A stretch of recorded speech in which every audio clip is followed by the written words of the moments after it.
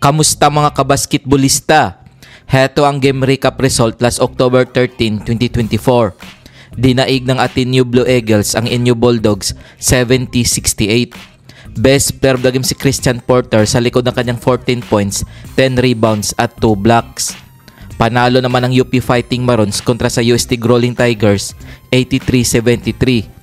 Best player of the game si Terence Fortia sa likod ng kanyang 16 points at 3 assists.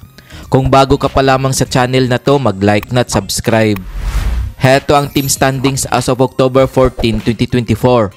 LSU Green Archers 7 wins 1 loss. UP Fighting Marons 7 wins 1 loss. UE Red Warriors 5 wins 3 losses. UST Growling Tigers 4 wins 4 losses. Kung umabot ka dito sa video na to, mag-like na at subscribe. Adamson Soaring Falcons 3 wins 5 losses. NU Bulldogs 2 wins 6 losses. FEU Tamaraws 2 wins 6 losses. Ateneo Blue Eagles 2 wins 6 losses. Heto ang mga laro ngayong October 16, 2024 na gaganapin sa Mall of Asia Arena. Magtutos ang NU Bulldogs at FEU Tamaraws alas 3 ng hapon. Maglalaban naman ang LSU Green Archers at UST Growling Tigers alas 6 ng gabi. Kung nagustuhan mo ang video na to, mag-like na at subscribe.